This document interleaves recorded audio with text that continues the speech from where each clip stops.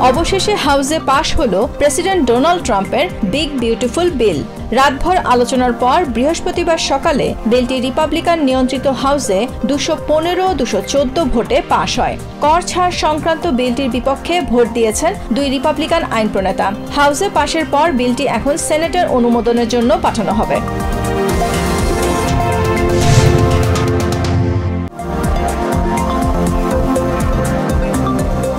Washington ডিসিতে Israeli দূতাবাসের 2 কর্মীকে গুলি করে হত্যার ঘটনায় জড়িত সন্দেহে 30 বছর বয়সী এক ব্যক্তিকে আটক করেছে পুলিশ। নিহত দূতাবাস কর্মীর একজন নারী ও অন্যজন পুরুষ। বুধবার রাত 9টার দিকে এক বন্দুকধারীর গুলিতে তারা নিহত হন।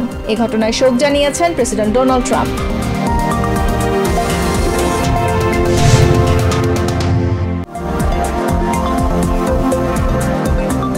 ক্যালিফোর্নিয়ার সান ডিয়েগোতে বৃহস্পতিবার ভোরে একটি ছোট বিমান আবাসিক এলাকায় বিধ্বস্ত হয়েছে।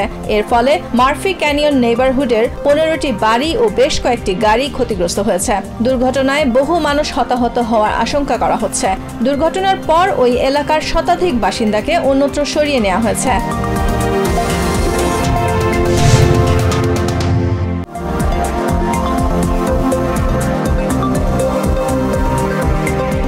করের অর্থে দেশের প্রথম ধর্মীয় চার্টার স্কুল চালুর বিষয়ে ওকলাহোমা স্টেটের ওপর নিষেধাজ্ঞা বহাল রেখেছে সুপ্রিম কোর্ট। বৃহস্পতিবার বিচারপতিদের 4-4 ভোটে দেয়া এক রুলিংয়ে স্টেট সুপ্রিম কোর্টের দেয়া রায় বহাল রাখে দেশের সর্বোচ্চ আদালত।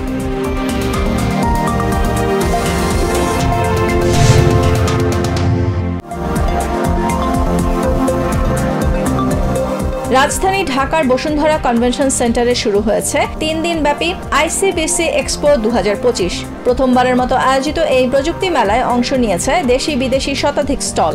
মেলায় কোয়াবের অফিসিয়াল 360 এজেন্সি হিসেবে হেডকোয়ার্টার বিডি লিমিটেডের সঙ্গে চুক্তি হয়েছে।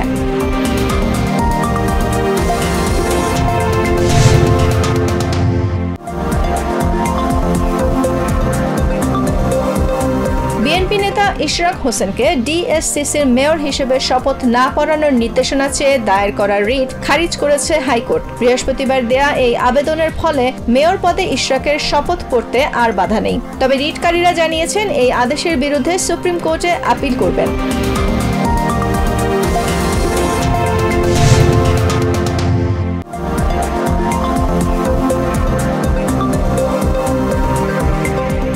জাতীয় নিরাপত্তা উপদেষ্টা ডক্টর খলিলুর রহমানকে তার পদ থেকে সরানোর দাবি জানিয়েছেন বিএনপি সিনিয়র যুগ্ম মহাসচিব রুহুল কবির রিজভী। তিনি আরও বলেছেন, তাকে সরিয়ে দেশ বিদেশে তার অবস্থান সম্পর্কে সম্পূর্ণ তথ্য জনগণের সামনে হাজির করা উচিত।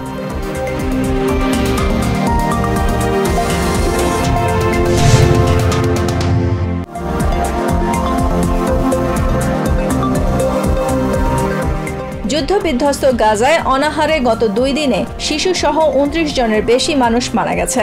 প্যালেস্টাইনের স্বাস্থ্যমন্ত্রী মাজেদ আবু রমাদান জানান, ইসরায়েলি আগ্রাসনের কারণে শিশু মৃত্যুর হার কমানোর যে পরিসংখ্যান প্যালেস্টাইন অর্জন করেছিল সেটি সম্পূর্ণ উল্টে গেছে।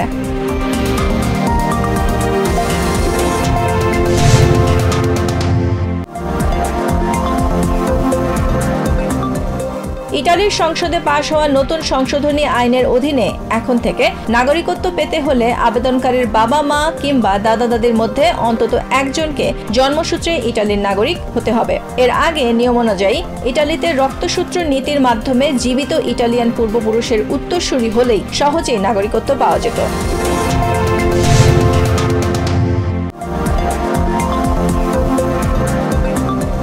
স্প্যানিশ জায়ান্ট বার্সেলোনার ডাগ আউটে সাফল্যে মোড়া মৌসুম কাটিয়ে চুক্তির মেয়াদ বাড়ালেন হ্যান্সি ফ্লিক। নতুন চুক্তিতে কাতালান ক্লাবটিতে 2027 সালের 30 জুন পর্যন্ত থাকবেন এই জার্মান কোচ। চলতি মৌসুমে ঘরোয়া ফুটবলে 3টি শিরোপা জেতানো কোচের সঙ্গে নতুন চুক্তির খবর দিয়েছে বার্সেলোনা।